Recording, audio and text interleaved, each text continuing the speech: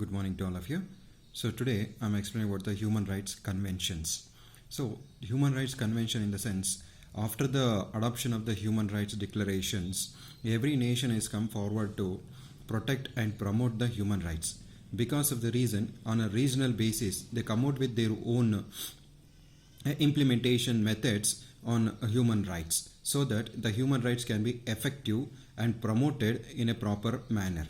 Because there are any violations are there, the regional organizations or it may be the other nations, they can go through with the violations and accordingly they can take actions against the violators. So the main purpose of the Human Rights Convention to make human rights promoted in a proper manner and protected in all the means and methods in such a way that the people can get human rights and lead a happy and comfortable lives. Because of the reason, we can say that the idea of regional arrangement for promotion and protecting of human rights, it started gaining importance after the Universal Declaration of Human Rights. So in that way, the Human Rights Conventions were started. The major human rights conventions, we can say that there are four conventions. The first is that the European Convention on Human Rights and Fundamental Freedoms. So this we can witness in European nations. The second is that American Conventions on Human Rights. American Convention on Human Rights. The third is the African Charter on Human and People's Right. I repeat, the African Charter on Human and People's Right. And lastly, the Arab Commission on Human Rights. So these are the major conventions which are promoting and protecting the human rights in various reasons, that means in their own land. So ಇವತ್ತು ಮಾನವ ಹಕ್ಕುಗಳ ಒಂದು ಎಲ್ಲರಿಗೂ ನಮಸ್ಕಾರ. So ಇವತ್ತು ನಾನು ನಿಮಗೆ ಮಾನವ ಹಕ್ಕುಗಳ ಪ್ರಾದೇಶಿಕವಾಗಿ ಹೇಗೆ ಹರಡಬಹುದು, ಪ್ರಾದೇಶಿಕ ಕನ್ವೆನ್ಷನ್ಸ್ಗಳು ಏನು ಅನ್ನೋದ್ರ ಬಗ್ಗೆ ನಾನಿಲ್ಲಿ ನಿಮಗೆ ಹೇಳ್ತಾ ಇದ್ದೀನಿ. ಯಾವಾಗ ಮಾನವ ಹಕ್ಕುಗಳನ್ನು ಸಾರ್ವತ್ರಿಕವಾಗಿ ಘೋಷಣೆಯನ್ನು ಮಾಡಲಾಯಿತು, ಆ ನಂತರದಲ್ಲಿ ಹಲವಾರು ರಾಷ್ಟ್ರಗಳು ಮಾನವ ಹಕ್ಕುಗಳನ್ನು ಒಪ್ಕೊಳ್ತಾರೆ ಮತ್ತು ಅದನ್ನು ಜಾರಿಗೆ ಕೂಡ ತರ್ತಾರೆ. ಅದೇ ರೀತಿಯಲ್ಲಿ ಸ್ಥಳೀಯವಾಗಿ ಅಂದರೆ ಆ ರಾಷ್ಟ್ರಗಳಲ್ಲಿ ಮಾನವ ಹಕ್ಕುಗಳ ಯಾವುದೇ ರೀತಿಯಂಥ ಉಲ್ಲಂಘನೆಗಳು ಆಗಬಾರ್ದು. ಒಂದು ಪಕ್ಷದಲ್ಲಿ ಉಲ್ಲಂಘನೆಗಳು ಆದರೆ ಅವನ್ನ ಯಾವ ರೀತಿಯಾಗಿ ನಾವು ರಕ್ಷಣೆಯನ್ನು ಮಾಡ್ಬೋದು ಮತ್ತು ಮಾನವ ಹಕ್ಕುಗಳ ಒಂದು ಪ್ರಮೋಷನ್ ಅಂತಂದರೆ ಅದನ್ನು ಎಲ್ಲ ಜನರಿಗೆ ತಲುಪಿಸುವ ಮತ್ತು ಅದರ ಒಂದು ಸವಲತ್ತುಗಳನ್ನು, ಅದರ ಒಂದು ಸಹಕಾರವನ್ನು, ಅದರ ಒಂದು ಮಾನವ ಹಕ್ಕುಗಳ ಒಂದು ಪ್ರಯೋಜನವನ್ನು ಹೇಗೆ ಪಡಿಬೇಕು ಅನ್ನೋ ಒಂದು ಪ್ರಮೋಷನ್ನ ಮಾಡುವಂಥ ಒಂದು ಕಾರ್ಯಗಳಲ್ಲೂ ಕೂಡ ಹಲವಾರು ರಾಷ್ಟ್ರಗಳು ಮುಂದಾಗ್ತವೆ. ಆ ಒಂದು ಕಾರಣದಿಂದ ಸ್ಥಳೀಯವಾಗಿ ಹಲವಾರು ಸಂಘಟನೆಗಳನ್ನು ಮಾಡಿಕೊಂಡು ರಾಷ್ಟ್ರಗಳು ಮಾನವ ಹಕ್ಕುಗಳ ಪ್ರಮೋಷನ್ ಮತ್ತು ಪ್ರೊಟೆಕ್ಷನ್ಗೆ ಮುಂದಾಗ್ತವೆ ಅಂತ ಹೇಳ್ಬೋದು. ಆ ಒಂದು ನಿಟ್ಟಿನಲ್ಲಿ ನಾವು ನೋಡೋದಾದರೆ ಸ್ಥಳೀಯವಾಗಿ ಅಂದರೆ ರಾಷ್ಟ್ರಗಳು ಒಗ್ಗೂಡಿ ತಮ್ಮದೇ ಆದಂಥ ಒಂದು ಒಕ್ಕೂಟವನ್ನು ಮಾಡ್ಕೊಂಡಿರೋದು ನೋಡ್ಬೋದು. ಅದರಲ್ಲಿ ಪ್ರಮುಖವಾದಂಥ 4 ಒಕ್ಕೂಟಗಳು ಅಥವಾ ಆರ್ಗನೈಸೇಷನ್ಸ್ಗಳು ಅನ್ನತ್ತ ನಾವು ಹೇಳೋದಾದರೆ, ಮೊದಲನೇದಾಗಿ European convention on human rights and fundamental freedoms. ಯುರೋಪಿನ ಒಂದು ಒಕ್ಕೂಟ ಮಾನವ ಹಕ್ಕುಗಳು ಮತ್ತು ಮೂಲಭೂತ ಸ್ವಾತಂತ್ರ್ಯ ಅಂತ. ರಿಪೀಟ್, ಮಾನವ ಹಕ್ಕುಗಳು ಮತ್ತು ಸ್ವಾತಂತ್ರ್ಯ, ಇದು ಯುರೋಪಿನ ಭಾಗದಲ್ಲಿ ನಾವು ಕಾಣುವಂಥ ಒಂದು ಒಕ್ಕೂಟ. ನಂತರದಲ್ಲಿ ಅಮೇರಿಕನ್ ಕನ್ವೆನ್ಷನ್ ಹ್ಯೂಮನ್ ರೈಟ್ಸ್, ಅಂದರೆ ಮಾನವ ಹಕ್ಕುಗಳ ಒಕ್ಕೂಟ ಅಮೇರಿಕದಲ್ಲಿ ಇರುವಂಥ ಒಂದು ಮಾನವ ಹಕ್ಕುಗಳ ಒಂದು ಕನ್ವೆನ್ಷನ್ಸ್. ನಂತರದಲ್ಲಿ African charter on human and peoples rights, ಆಫ್ರಿಕಾದ ಭಾಗದಲ್ಲಿ ನಾವು ಕಂಡುಬರುವಂಥ ಮಾನವ ಮತ್ತು ಪ್ರಜೆಗಳ ಅಥವಾ ಜನರ ಒಂದು ಹಕ್ಕುಗಳು ಅಂತ. ಇನ್ನು ಕೊನೆಯದಾಗಿ ಅರಬ್ಬಿನ ರಾಷ್ಟ್ರಗಳಲ್ಲಿ ಅಲ್ಲೂ ಕೂಡ ಒಂದು ಒಕ್ಕೂಟವನ್ನು ಇರೋದನ್ನು ನಾವು ಕಾಣ್ಬೋದು. ಅದು Arab commissions on human rights ಅಂತ. ನಂತರದಲ್ಲಿ European convention on human rights ಅಂತಂದರೆ ನಾವು ಏನು ಅಂತಂದರೆ ಯುರೋಪಿನ ಭಾಗದಲ್ಲಿ ಅಂದರೆ ಯುರೋಪಿನ ರಾಷ್ಟ್ರಗಳು ಮಾನವ ಹಕ್ಕುಗಳ ಒಂದು ರಕ್ಷಣೆ ಮತ್ತು ಮಾನವ ಹಕ್ಕುಗಳು ಜನರಿಗೆ ಯಾವುದೇ ರೀತಿಯಂಥ ವೈಲೇಷನ್ಸ್ ಆದಂಥ ಸಂದರ್ಭದಲ್ಲಿ ಅವರಿಗೆ ನ್ಯಾಯವನ್ನು ದೊರಕಿಸ್ಕೊಡ್ಬೇಕು ಮತ್ತು ಮಾನವ ಹಕ್ಕುಗಳು ಎಲ್ಲ ಯುರೋಪಿನ ಭಾಗದಲ್ಲಿರುವಂಥ ಎಲ್ಲ ಜನರಿಗೂ ತಲುಪಬೇಕು ಅನ್ನೋ ಒಂದು ಉದ್ದೇಶಕ್ಕಾಗಿ ರಚಿತವಾಗಿರುವಂಥದ್ದೇ European convention on human rights and fundamental freedoms. ಅಂದರೆ ಫಂಡಮೆಂಟಲ್ ಫ್ರೀಡಮ್ಸ್ ಅಂದರೆ ಮೂಲಭೂತವಾಗಿ ಪ್ರತಿಯೊಬ್ಬ ಯುರೋಪಿನ ಪ್ರಜೆಗೂ ಕೂಡ ಸ್ವಾತಂತ್ರ್ಯ ಅನ್ನೋದು ಸಿಗಬೇಕು ಮತ್ತು ಅವರು ನ್ಯಾಯಯುತವಾಗಿ ಸಮಾನತೆಯಿಂದ ಬದುಕಬೇಕು ಅನ್ನೋದು ಈ ಒಂದು ಕನ್ವೆನ್ಷನ್ನ ಆಶಾದಾಯವಾಗಿರುತ್ತೆ. ಸೊ ಹಾಗಾಗಿ ಯುರೋಪಿನ ಭಾಗದಲ್ಲಿ ಯುರೋಪಿಯನ್ ಕನ್ವೆನ್ಷನ್ನ ಪ್ರಾರಂಭಿಸಲಾಗುತ್ತೆ ಅಂತ ಹೇಳ್ಬೋದು. ಅದಕ್ಕಿಂತ ಇನ್ನೊಂದು ಪ್ರಮುಖವಾದಂಥ ವಿಚಾರ ಏನು ಅಂತಂದರೆ, ಮಾನವ ಹಕ್ಕುಗಳ ಒಂದು ವಿಶ್ವಸಂಸ್ಥೆಯಿಂದ ಏನು ಪ್ರಾರಂಭವಾಗಿದೆ ಅಲ್ಲಿ ವೈಲೇಷನ್ ಆದಂಥ ಒಂದು ಅಂದರೆ ವಿವಿಧ ರಾಷ್ಟ್ರಗಳಿಂದ ವೈಲೇಷನ್ಸು ಅಥವಾ ಉಲ್ಲಂಘನೆಯಾದಂಥ ಕಾರ್ಯಗಳನ್ನು ನೋಡ್ಕೊಳ್ಳುವಂಥದ್ದು ಬಹಳ ಕಷ್ಟ ಆಗುತ್ತೆ. ಸೊ ಹಾಗಾಗಿ ಈ ಕನ್ವೆನ್ಷನ್ಸ್ಗಳನ್ನು ರಚನೆಯನ್ನು ಮಾಡಿರುವಂಥದ್ದು. ಅಂದರೆ ಸ್ಥಳೀಯವಾಗಿ ಯಾವ ಒಂದು ಶೋಷಣೆಗಳಿಗೆ ಮತ್ತು ಉಲ್ಲಂಘನೆಗಳಾಗುತ್ತೋ ಆ ಸ್ಥಳೀಯವಾಗಿ ಅಲ್ಲಿಯ ನ್ಯಾಯಾಲಯಗಳು ಆ ಒಂದು ಮಾನವ ಹಕ್ಕುಗಳ ಉಲ್ಲಂಘನೆಯನ್ನು ಇತ್ಯರ್ಥಪಡಿಸುವಂಥದ್ದು ಅಥವಾ ನ್ಯಾಯಾಂಗದ ಕಾರ್ಯದ ಮೂಲಕ ಅವುಗಳನ್ನು ಬಗೆಹರಿಸುವಂಥ ಒಂದು ಕಾರ್ಯವನ್ನು ಮಾಡಬೇಕು ಅನ್ನೋ ಒಂದು ಉದ್ದೇಶದಿಂದ ಈ ಕನ್ವೆನ್ಷನ್ಸ್ಗಳು, ಸ್ಥಳೀಯ ಕನ್ವೆನ್ಷನ್ಸ್ಗಳನ್ನು ಮಾಡಿರುವಂಥದ್ದು. ಅದೇ ರೀತಿಯಲ್ಲಿ ಯುರೋಪಿನಲ್ಲಿ ಈ European convention human rights and fundamental rights ಸ್ಥಳೀಯವಾಗಿ ಯಾವುದೇ ರೀತಿಯಂಥ ಒಂದು ವೈಲೇಷನ್ಸ್ಗಳಾದರೆ ಅವುಗಳನ್ನು ನ್ಯಾಯಯುತವಾಗಿ ನ್ಯಾಯಾಲಯದಲ್ಲಿ ತೀರ್ಮಾನವನ್ನು ಮಾಡುವಂಥ ಒಂದು ಕಾರ್ಯವನ್ನು ನಡೆಸ್ಕೊಂಡು ಹೋಗ್ತಾ ಇರೋದನ್ನು ನಾವು ಕಾಣೋದಕ್ಕೆ ಸಾಧ್ಯ ಆಗುತ್ತೆ. ಇದು ಪೂರ್ತಿಯಾಗಿ ಯುರೋಪಿನ ಭಾಗದಲ್ಲಿ ನಾವು ಕಾಣ್ಬೋದು. So, the first convention is the European Convention on Human Rights and Fundamental Freedoms. The basic objective of the European Convention is to protect the fundamental freedom in European nations, because the European nations are the very big nations and populated. So, it's the main objective that all the people who resides in the European nations, they enjoy the equality and fraternity and dignity and enjoy their life in a free and equal manner. Because of the reasons, these conventions were established by the human rights in such a way that if any violation take place in European nations, all those will come to the this particular court, and this court will according to the rules and regulation, according to the law, it will hear the cases of the violations and it pronounces the judges. So it pronounces the justifications and all the things, whatever the violations are there. So that will be taken care according to the rules and regulations. So the main purpose is that because the United Nations are not able to take care of the entire violations or the implementation or the protection of the human rights throughout the world. Because of the reason, the conventions were established in a regional basis. So in that way, the European Convention is one of the things. So that will the European Convention will take care the part of the European nations, and whatever the things are there, the implementation, protection and promotion and the convention or the violations, everything will be taken care by the European conventions. The next we'll move on to the American Convention on Human Rights. The 9th Pan-America Conference, which is held in 1948, adopted the American Declaration of the Rights and Duties of the Man.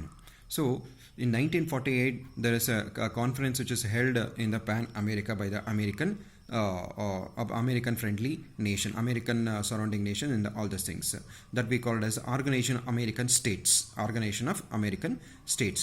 So these nations, some of these nations conducted a conference in 1948 and adopted the American Declaration for Rights and Duties of the Man, which is also provides the fundamental rights to the individual citizens. Later in 1959, the meeting of the consultation of the American ministers for foreign affairs created the Organization of the American States. So in 1959, what happens again? There is one more meeting was conducted by the foreign affairs minister, and they created their own organization that is called as Organization of American States to protect, to promote and to take care of the any violation. If it take case violation of the human rights take case, that will be punished according to the law and the regulations. So Inter-American Commissions on Human Rights, which since undertaken important investigation activities concerning the human rights activities in American states. So any violation take place, the American organization will go for the investigation and finds the why the violation is taking place, what may be the reason, what is the objective, what is the things and all those things. Later, according to the investigations, the punishment will be pronounced by the court in the American conventions. So in that way, the American Convention on Human Rights also protecting and promoting the human rights, so for the benefit of the people. ನಂತರದಲ್ಲಿ ನಾವು American convention on human rights ಅಂದರೆ ಇದು ಅಮೇರಿಕದ ಭಾಗದಲ್ಲಿ ಮತ್ತು ಅಮೇರಿಕದ ಸುತ್ತಮುತ್ತಲಿರುವಂಥ ರಾಷ್ಟ್ರಗಳಿಗೆ ಒಂದಾಗಿ ಅವರದೇ ಆದಂಥ ಒಂದು ಒಕ್ಕೂಟವನ್ನು ಮಾಡಿಕೊಂಡು ಅದನ್ನೇ ನಾವಿಲ್ಲಿ ಆರ್ಗನೈಸೇಷನ್ ಆಫ್ ಅಮೇರಿಕನ್ ಸ್ಟೇಟ್ಸ್ ಅಂತ ನಾವು ಹೇಳ್ತೀವಿ. ಈ ಆರ್ಗನೈಸೇಷನ್ ಆಫ್ ಅಮೇರಿಕನ್ ಸ್ಟೇಟ್ಸನ್ನು 1959ರಲ್ಲಿ ಫಾರಿನ್ ಅಫೇರ್ಸ್ ಮಿನಿಸ್ಟರ್ಗಳೆಲ್ಲರೂ ಸೇರಿಕೊಂಡು ರಚನೆಯನ್ನು ಮಾಡಿದ್ದು ಅಂತ ನಾವಿಲ್ಲಿ ಹೇಳ್ಬೋದು. ಯಾವುದು organisation of American states. So ಈ ಒಕ್ಕೂಟದ ಮೂಲಕ ಅಮೆರಿಕ ಭಾಗದಲ್ಲಿರುವಂಥ ರಾಷ್ಟ್ರಗಳು, ಅಮೆರಿಕ ಒಕ್ಕೂಟದಲ್ಲಿರುವಂಥ ರಾಷ್ಟ್ರಗಳೆಲ್ಲರೂ ಕೂಡ ಮಾನವ ಹಕ್ಕುಗಳ ರಕ್ಷಣೆ ಮತ್ತು ಯಾವುದೇ ಒಂದು ಶೋಷಣೆಯಾಗಿದ್ದರೆ ಅವರಿಗೆ ಪನಿಷ್ಮೆಂಟ್ ಕೊಡುವಂಥದ್ದು ಮತ್ತು ಮಾನವ ಹಕ್ಕುಗಳ ಅದನ್ನು ಹೆಚ್ಚಾಗಿ ಕಾರ್ಯರೂಪಕ್ಕೆ ತರುವಂಥ ಒಂದು ಕಾರ್ಯಕ್ರಮಗಳನ್ನು ಮಾಡ್ತಾ ಇದ್ದಾರೆ ಅಂತ ನಾವಿಲ್ಲಿ ಹೇಳ್ಬೋದು. ಸೊ ಆ ಒಂದು ಕಾರಣದಿಂದ 1948ರಲ್ಲಿ ಅಮೆರಿಕ ತನ್ನ ಒಂದು ಡಿಕ್ಲರೇಷನ್ ಆಫ್ ರೈಟ್ಸ್ ಆ್ಯಂಡ್ ಡ್ಯೂಟೀಸನ್ನು ಕೂಡ ಒಪ್ಪಿಕೊಂಡು ಜಾರಿಗೆ ತಂದಿರೋದನ್ನು ಕೂಡ ನಾವು ಕಾಣ್ಬೋದು. ಅಂದರೆ ಈ declaration of rights and duties of A man ಅಂತಂದರೆ ಮಾನವ ಹಕ್ಕುಗಳ ಅಲ್ಲದೆ ಅಮೆರಿಕದಲ್ಲಿ ತನ್ನದೇ ಆದಂಥ ಸ್ವತಂತ್ರದ ಹಕ್ಕುಗಳನ್ನು ತನ್ನ ಜನರಿಗೆ ನೀಡೋದನ್ನು ನಾವಿಲ್ಲಿ ಕಾಣೋದಕ್ಕೆ ಸಾಧ್ಯ ಆಗುತ್ತೆ. ಈ ರೀತಿಯಲ್ಲಿ ಮಾನವ ಹಕ್ಕುಗಳನ್ನು ಸಂರಕ್ಷಣೆ ಮಾಡುವಂಥ ಕಾರ್ಯವನ್ನು ಕೂಡ ಇವುಗಳು ಮಾಡ್ತಾ ಇದ್ದಾವೆ ಅಂತ ನಾವು ಹೇಳ್ಬೋದು. The next, we have the African Charter of Human and People Rights, African Charter on Human and People's Rights. So this is the creation of a regional agency to protect the human rights, first proposed in the African Conference on Rule of Law at Lagos in 1961.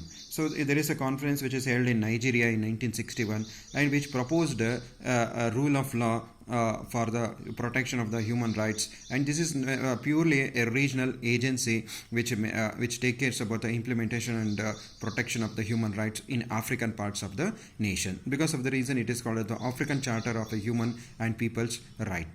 The conference sponsored by the International Court of Justice, and many of the African governments they participated and accepted the implementation and the protection and promotion of the human rights. A similar proposal was submitted in the African Convention on Human Rights, which is held in 1996. So where many of the African nations participated and accepted the proposals and ratified also.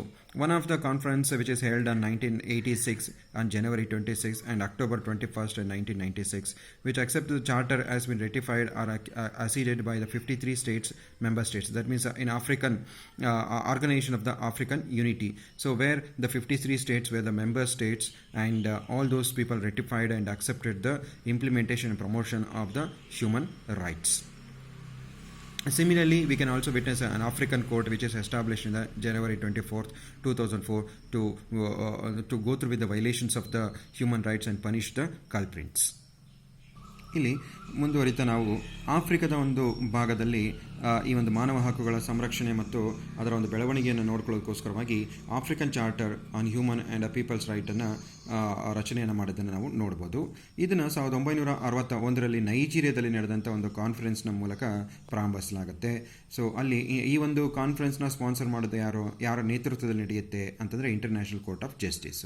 So ಇವರ ಒಂದು ನೇತೃತ್ವದಲ್ಲಿ ನಡೆದಂಥ ಈ ಒಂದು ಸ್ಥಾಪನೆಯಾದಂಥ ಒಂದು African charter on human and peoples ರೈಟಲ್ಲಿ ಹಲವಾರು ರಾಷ್ಟ್ರಗಳು ಭಾಗಿಯಾಗ್ತವೆ. ಇದರಲ್ಲಿ ಆರ್ಗನೈಸೇಷನ್ ಆಫ್ ಆಫ್ರಿಕನ್ ಯೂನಿಟಿ ಅನ್ನೋ ಒಂದು ಸಂಸ್ಥೆಯನ್ನು ಒಕ್ಕೂಟವನ್ನು ಕೂಡ ಪ್ರಾರಂಭಿಸಲಾಗುತ್ತೆ, ಆರ್ಗನೈಸೇಷನ್ ಆಫ್ ಆಫ್ರಿಕನ್ ಯೂನಿಟಿ ಅನ್ನೋದನ್ನು. ನಂತರದಲ್ಲಿ ಈ ಒಂದು ಒಕ್ಕೂಟದಲ್ಲಿದ್ದಂಥ 53 ರಾಷ್ಟ್ರಗಳು ಒಪ್ಪಿಗೆಯನ್ನು ಸೂಚಿಸಿ ಮಾನವ ಹಕ್ಕುಗಳ ಸಂರಕ್ಷಣೆ ಅಷ್ಟೇ ಅಲ್ಲ, ಮಾನವ ಹಕ್ಕುಗಳಿಗೋಸ್ಕರವಾಗಿ ಒಂದು ನ್ಯಾಯಾಲಯವನ್ನು ಕೂಡ ಸ್ಥಾಪನೆಯನ್ನು ಮಾಡಬೇಕು. ಆ ನ್ಯಾಯಾಲಯದ ಮೂಲಕ ಮಾನವ ಹಕ್ಕುಗಳ ಎಲ್ಲೆಲ್ಲಿ ವೈಲೇಷನ್ಸ್ಗಳಾಗ್ತಾ ಇದ್ದಾವೆ, ಶೋಷಣೆಗಳು ನಡೀತಾ ಇದ್ದಾವೆ, ಒಂದು ಮಾನವ ಹಕ್ಕುಗಳ ಒಂದು ಉಲ್ಲಂಘನೆಗಳಾಗ್ತಾ ಇದ್ದಾವೆ, ಅವುಗಳ ಒಂದು ನ್ಯಾಯದ ಒಂದು ಇತ್ಯರ್ಥವನ್ನು ಕೂಡ ಮಾಡಬೇಕು ಅನ್ನೋದನ್ನು ತೆಗೆದುಕೊಳ್ತಾರೆ, ನಿರ್ಧಾರವನ್ನು ತೆಗೆದುಕೊಳ್ಳಿ. ಅದರ ಪ್ರಕಾರವಾಗಿ ಆಫ್ರಿಕನ್ ಕೋರ್ಟನ್ನು ಕೂಡ ಸ್ಥಾಪನೆಯನ್ನು ಮಾಡಲಾಗುತ್ತೆ 2004ರಲ್ಲಿ. ಸೊ 53 ರಾಷ್ಟ್ರಗಳು, ಈ ಆಫ್ರಿಕಾದಲ್ಲಿ ಒಕ್ಕೂಟದಲ್ಲಿರುವಂಥ 53 ರಾಷ್ಟ್ರಗಳು ಈ ಒಂದು ಮಾನವ ಹಕ್ಕುಗಳ ಸಂರಕ್ಷಣೆಗೆ ಇವತ್ತು ಬದ್ಧರಾಗಿರೋದನ್ನು ಕೂಡ ನಾವು ಕಾಣೋದಕ್ಕೆ ಸಾಧ್ಯ ಆಗುತ್ತೆ. Then lastly and finally we have the Arab Commission on Human Rights. So Arab, to protect and promote the human rights in the Arabian part of the nations, the Arab Commissions were created or established. It is difficult to assess the newly created because the Arab Commission was newly created, and assessing the work culture or the activities of the Arab Commission is quite difficult, we can say that, because recently it is created based on the Arab Charter of Human Rights in 2004 and which just came into force in 2008. Because of the reason, the working system of the Arab Commissions we are not able to assess or analyze very clearly. So still so far 7 ratifications were taken place in the Arab Charter of the Human Rights. So later on, the Arab Commission on Human Rights slowly getting a success and largely depending upon the people's participation and activities of the human being, activities of the people in Arab parts of the nations. We can also witness the headquarters of the Arab Commission, Arab Human Rights Commission, which is in the League of Arab States. The meeting which brought together the representative of the Amnesty International, International Federation for Human Rights, the Arab Organization of Human Rights, and the Cairo Institute for Human Rights. All these nations come together and they are taking care in such a way that all the human rights will be implemented in Arabian parts of the nations. So ಇದಾಗಿ ನಾವು ಹೇಳಬೇಕಂದ್ರೆ Arab commissions on human rights. ಅರಬಿನ ರಾಷ್ಟ್ರಗಳಲ್ಲಿ ಈ ಮಾನವ ಹಕ್ಕುಗಳ ಒಂದು ಸಂರಕ್ಷಣೆ ಮತ್ತು ಬೆಳವಣಿಗೆ ಆಗುವ ಒಂದು ಉದ್ದೇಶದಿಂದ ರಚಿತವಾಗಿರುವಂಥ ಇನ್ನೊಂದು ಕನ್ವೆನ್ಷನ್ ಅಂತ ಹೇಳ್ಬೋದು. ಇದು ಹೊಸದಾಗಿ ರಚನೆಯಾಗಿದ್ದರಿಂದ ಇದರ ಒಂದು ಕಾರ್ಯವೈಖರಿನ ಅಷ್ಟೊಂದು ನಾವು ವಿವರಣೆಯನ್ನು ನೀಡೋದಕ್ಕೆ ಅಂದರೆ ಅದರ ಒಂದು ಸಕ್ಸಸ್ ರೇಟನ್ನು ನಾವು ತಿಳ್ಕೊಳ್ಳೋದಕ್ಕೆ ಅಷ್ಟೊಂದು ಸಾಧ್ಯ ಆಗ್ತಾ ಇಲ್ಲ. ಕಾರಣ ಈ ಒಂದು Arab charter of human rights ಪ್ರಾರಂಭ ಆಗಿದೆ 2004ರಲ್ಲಿ, ಆದರೆ ಇದು ಜಾರಿಗೆ ಬಂದಂಥದ್ದು 2008ರಲ್ಲಿ ಅಂತ ಹೇಳ್ಬೋದು. ಸೊ ಈ ಒಂದು ಕಾರಣದಿಂದ ಇಲ್ಲಿ ಇನ್ನೂ ಹೆಚ್ಚಿನ ಒಂದು ಕಾರ್ಯಗಳು ಆಗಬೇಕು ಅಂತ ಹೇಳ್ಬೋದು. ಇದರ ಒಂದು ಹೆಡ್ ಕ್ವಾರ್ಟರ್ಸು ಕೂಡ ಇರೋದನ್ನು ನಾವು ಕಾಣ್ತೀವಿ. ಅದಲ್ಲದೆ ಇದರಲ್ಲಿ ಹಲವಾರು NGOsಗಳು ಭಾಗಿಯಾಗಿ ಅರಬ್ನ ರಾಷ್ಟ್ರಗಳಲ್ಲಿ ಮಾನವ ಹಕ್ಕುಗಳು ಜಾರಿಗೆ ಬರುವ ಒಂದು ಕಾರ್ಯಪಡೆಯಲ್ಲಿ ತೊಡ್ಕೊಂಡಿದ್ದಾವೆ ಅಂತ ಹೇಳ್ಬೋದು. ಪ್ರಮುಖವಾದಂಥ NGOಗಳು ಅಂತಂದರೆ amnesty international federation of human rights, Arab organisation for human rights, Cairo institute of the human rights studies. So ಈ ಎಲ್ಲ ಆರ್ಗನೈಸೇಷನ್ಸ್ಗಳು ಈ Arab commission for the human ರೈಟ್ಸಲ್ಲಿ ಭಾಗಿಯಾಗಿ ಅರಬ್ನ ರಾಷ್ಟ್ರದಲ್ಲಿರುವಂಥ ಪ್ರಜೆಗಳಿಗೆ ಮಾನವ ಹಕ್ಕುಗಳು ತಲುಪಬೇಕು ಮತ್ತು ಆ ಮಾನವ ಹಕ್ಕುಗಳಿಂದ ಉಪಯೋಗಗಳನ್ನು ಪಡಿಬೇಕು ಅನ್ನೋದು ಅವರ ಉದ್ದೇಶದಿಂದ ಕಾರ್ಯವನ್ನು ನಿರ್ವಹಿಸ್ತಾ ಇರೋದನ್ನು ನಾವು ನೋಡ್ಬೋದು. ಸೊ ಇವೆಲ್ಲವೂ ಕೂಡ ಮಾನವ ಹಕ್ಕುಗಳ ಕನ್ವೆನ್ಷನ್ಸು, ಪ್ರಾದೇಶಿಕವಾಗಿ ಸ್ಥಳೀಯವಾಗಿರುವಂಥ ಮಾನವ ಹಕ್ಕುಗಳ ಕನ್ವೆನ್ಷನ್ಸ್ಗಳು ಅಂತ ಹೇಳ್ಬೋದು. So these are the regional conventions of the human rights. Thank you.